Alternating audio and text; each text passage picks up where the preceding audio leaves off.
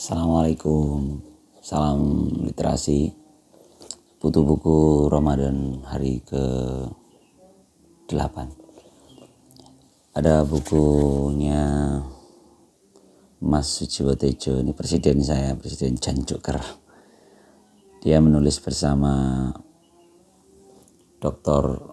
M.N. Kamba. Judulnya Tuhan Maha Asyik. Ini buku yang menarik dari segi cover maupun penyajiannya, buku yang cukup interaktif. Teman-teman kalau membeli buku ini itu ada bonus lagunya. Jadi theme song lagu temanya itu adalah Nadian. Nadian aku tansah kelingan sliramu. Ini ada barcode-nya, scan aja nanti akan masuk ke link lagu Nadian, lagunya Sujiwo Tejo. Jadi lengkap ya, kita beli buku, kita dapat lagunya, ada satu lagu Nadian di YouTube walaupun cuma linknya, tapi kita akan merasakan lagu inilah yang mewakili atau kalau mau dinikmati mungkin seperti, coba deh baca ini sambil mendengarkan itu. Saya mau nyanyiin tapi saya suaranya jelek ya. Tapi ini termasuk lagu favorit saya, Nadian aku tansah kelingan sliramu, Nadian tansah kelingan setiomu, niatan aku tan gandeng tanganmu, tan pisau tanganku, Nadian mung gandeng ning impen, Nadian mung kelingan, Nadian kaling-kalingan. Kalau orang Jawa tahu lah cerita ini romantis banget gitu. Oh, ini ada terjemahannya. Walau aku selalu terhalang ke wujudmu, walau selalu terhubung kehendakmu, walau aku tak kunjung ke wujudmu, tak bisa tanganku, walau cuma kau wujud di dalam mimpi, walau tetap terhubung, walau terhalang-halangi. Seperti itulah ya kita dengan Tuhan kita. Kita hanya para hamba yang terus berusaha mendekati, terus berusaha mencari gitu, wujud dari Tuhan kita, Allah. Ya, bukunya, saya gimana cara menceritakan buku ini? Karena buku ini kalau dilihat dari daftar isi, nanti judulnya tidak serta-merta bisa membayangkan ini tentang apa. Karena judulnya itu, perjudulnya itu cuman wayang, marhen, cacing, zat, gincu, ontorjo, nyawa gitu. Jadi buku ini tuh seperti buku cerita gitu. Dia menceritakan tentang tokoh-tokoh dalam buku ini yang dibangun oleh dua penulis ini ya. Tokoh-tokoh itu seperti sedang bercakap-cakap tapi dengan tema-tema yang filosofis gitu. Jadi ini dia mengemasnya itu tidak dalam bentuk sajian akademis ya, tapi ini justru malah percakapan gitu. Dan sangat kekinian kalau buat saya ya, karena saya orang Jawa gitu. Jadi ini sangat kekinian dari sudut pandang Jawa gitu, sudut pandang Indonesia lah, keindonesiaan lah. Tokoh-tokohnya juga mewakili sih, ada orang yang suka drama, ada yang jadi lucu. Ini juga kan kalau teman-teman beli buku Dunia Sophie itu kan sebenarnya juga buku filsafat yang dikemas dalam bentuk cerita kan, si Sophie, pengalaman spiritualnya Sophie. Mungkin memang cara begitu itu cara yang lebih ngena ya, cara yang lebih mengena. Oke, saya akan nukil-nukil aja ya. Contoh misalnya ketika bicara mindset dan mainstream, itu juga menarik ya. Tapi diawali dengan apa ya? Jadi ada mindset. Jadi antara mindset dan mainstream yang menentukan adalah mindset ya, bukan mainstream. Terkadang sesuatu dianggap realitas mutlak dan absolut hanya karena sudah menjadi mainstream. Ya kan? Jadi terkadang sesuatu dianggap absolut hanya karena mainstream. Padahal mainstream itu terbentuk semata-mata hanya karena proses indoktrinisasi berkelanjutan. Ya, teman-teman merasakan ya, suatu berita yang mungkin nggak benar tapi ditayangkan secara indoktrinasi secara berkelanjutan terus menerus menjadi mainstream. Mainstream itu kan kalau bahasa elektronnya nih ya, bahasa itunya arus utama gitu. Jadi dia menjadi arus utama dalam percakapan kita, itu menjadi mainstream. Jadi seolah-olah itu benar gitu. Ya. Sebenarnya indoktrinisasi itu berusaha mempengaruhi mindset kita, ya kan? Bukan representasi kebenaran apa adanya. Sorry, ini langsung dalamnya. Ya, buku ini sih tidak begitu cara menyajikannya ya. Saya tidak pandai kayaknya. Tapi kalau aku ini sebenarnya gumpalannya kan gitu. Jadi antara mindset dan mainstream itu mereka saling mencoba. Tapi kalau kita kembali ke mindset, berarti kan ke cara berpikir kita. Kalau bahasa agama itu kan wa fi anfusikum afala tubsirun, dan beberapa penggalan ayat serupa dengan itu, dan kepada dirimu apakah tidak engkau perhatikan. Jadi agama itu sebenarnya mengingatkan kita tentang diri kita, sudut pandang ke diri kita. Terkadang kemarin saya dapat percakapan di Rethinking Ramadan Gita Wirjawan dan Habib Ja'far. Itu bagus, menarik. Ada kalimat yang Habib Ja'far itu mengingatkan, anak sekarang itu cenderung melakukan sesuatu karena orang lain melakukannya atau karena komentar orang lain gitu. Baik apapun gitu, memakai baju ini karena sedang trendy, bahkan memilih diet ini karena orang itu diet ini sukses gitu kan. Kita seringkali terlupa untuk menanyakan secara serius sebenarnya apa sih yang kita inginkan, apa yang kita butuhkan.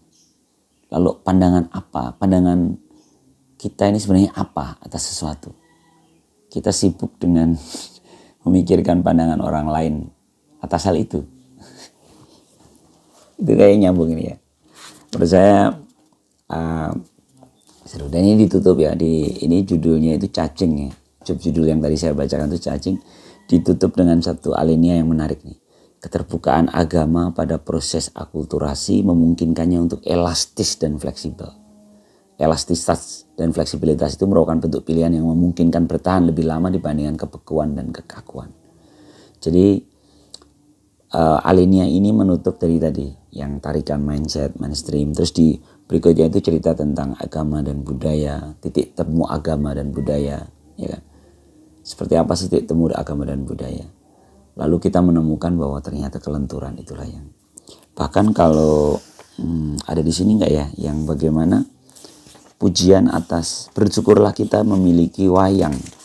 Yang wayang itu sebenarnya, ini di judul yang berbeda ya, tapi dapat itu. Kehebatan Nusantara itu, kita masyarakat manusia Nusantara itu mampu menciptakan seni wayang yang mengajarkan kebijaksanaan dan kearifan. Wajar jika bangsa Nusantara adalah bangsa yang tahan banting, lentur tadi, elastisitas dan fleksibilitas. Di samping kemampuan menyeleksi ideologi yang masuk, bangsa Nusantara juga mempunyai daya tahan mental yang kuat. Ini terlihat pada sikap mereka yang tetap bisa tersenyum, walaupun sedang mengalami kecelakaan, musibah, dan bencana. Kemampuan bersyukur. Ya kalau wayang kan begitu ya, wayang itu kan bayang-bayang, semenjana, sesuatu yang semar yang samar antara senyum dan menangis. Itu bentuk kearifan-kearifan yang kita miliki, dan menurut saya kita perlu mensyukurinya gitu. Lalu ada apalagi ya yang seru-seru aja lah. Sebenarnya banyak banget. Nanti kalau teman-teman baca itu kayak wow gitu. Kenapa jadi apa namanya? Banyak sekali. Contohnya misalnya ketika bicara kasihan, ini juga menarik ya. Ada percakapan yang aku kasihan sama, tapi kan nggak boleh ya kasihan ya gitu deh, karena kasihan itu adalah bagian dari kesombongan. Kalimatnya pasti bagus banget ya. Jadi kasihan itu merupakan bagian dari kesombongan. Jadi kalau kita memberikan sesuatu kepada seorang, kita membantu kepada seorang, lalu ada rasa kasihan kita kepada mereka, sebenarnya kan itu ada bentuk, ada titik kejemawaan kita, ada titik kesombongan kita bahwa kita lebih baik dari yang kita beri gitu kan. Kita lebih, dan itu loh, terus gimana? Di sini percakapannya seru karena ini kan tokoh-tokohnya. Lah terus gimana kalau nggak kasihan gitu? Ya makanya lakukanlah atas nama Dharma gitu. Atas nama Dharma, atas nama, ya emang tugas kita itu gitu. Jadi bukan karena kasihan. Itu juga insight ya. Menurut saya insight dari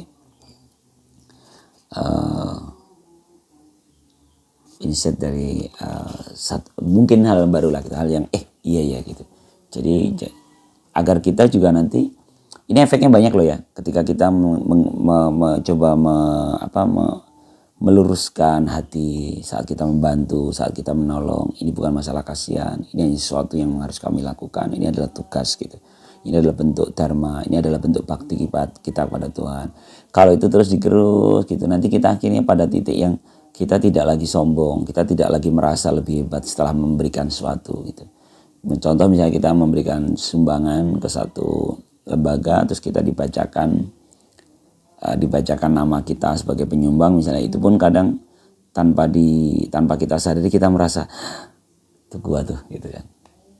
Apalagi dengan kita, efek berikutnya nih, ketika kita nggak disebutkan kita terluka gitu kan, itu jadi ngeri banget ya. Makanya kalau kata terminologi agama, ibadah kita musnah itu, nggak ada nilainya ketika ada unsur riya itu bener banget kan. Kita sendiri merasakannya kan, ketika kita membantu terus kita itu seneng ketika dipuji atas apa yang kita lakukan karena kita baik, itu aja kita udah, kok gue seneng ya, ngapain saya dibilang baik itu seneng, padahal itu kan dharma, itu tuh sesuatu yang wajar gitu. Orang berbuat baik itu wajar. Yang ngeri lagi adalah ketika kita tidak dianggap berbuat baik, kita sakit hati. Berarti kan kita menganggap nilai kita cukup tinggi, ketika itu nggak dianggap sama orang lain kita terluka. Ini kembali ke mainstream dan mindset tadi. Kita terpancing untuk menjadi cara pandang orang lain. Ada juga yang mencari niat. Agama adalah hening, dalam hening manusia berbicara kepada diri sendiri. Tapi ada kemungkinan yang terdengar olehnya adalah firman-firman Tuhan. Dalam hening manusia menyatu dengan jati dirinya yang sesungguhnya. Tiada lain adalah cermin cahaya Tuhan. Setiap pembicaraan mengenai Tuhan tanpa kebersatuan jati diri hanyalah syirik belaka. Sebab kesadaran persepsional maupun konseptual hanyalah personalisasi Tuhan. Padahal dia impersonal. Tuhan tidak dapat dipersepsikan, juga tidak dapat dikonseptualkan karena dia impersonal. Jadi zat yang berbeda dengan kita. Jadi sebenarnya menyendiri ya, dalam sholat kita, walaupun sholat kita berjamaah, sejatinya kan kita sendiri-sendiri kan. Kita sebagai pribadi yang sendiri gitu. Saat itulah kita membuka ruang hati kita untuk menerima apa yang Tuhan kehendaki.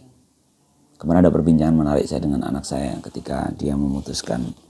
Anak saya yang kedua itu dulu pengen banget di psikologi, tapi di sholat istikharahnya dia meminta Tuhan lah. Kan biasa istikharah kan meminta keputusan Tuhan gitu, meminta keyakinan ya. Dia mengambil pilihan psikologi dan akuntansi, dan ternyata psikologi yang masuk dan yang diterima akuntansi. Terus kata dia, ternyata dengan menjalani sholat istikharah itu, saat ditetapkannya keputusan Allah, kita itu dengan mudah menerima karena kita sempat pernah bertanya. Menurut saya itu satu wow gitu. Saya mendapatkan insight yang menarik dari anak saya. Jadi ternyata istikharah itu termasuk membuat perisai hati kita untuk tidak terluka, untuk siap menerima keputusan apapun yang Allah berikan. Bayangkan kalau kita tidak pernah bertanya atas pilihan-pilihan yang akan kita hadapi kepada Allah. Lalu tiba-tiba Allah memutuskan satu hal yang kita nggak pernah nyangka. Kita bisa jadi menggugat gitu, tidak menerima dengan keputusan. Dan itu menurut saya Mimpi buruk seorang hamba adalah ketika dia tidak mampu menerima keputusan Tuhannya. Serem ya. Ya mungkin itu ya pagi hari ini, semoga ini bisa membuat menginspirasi kita bersama. Tapi ini benar-benar buku yang asik.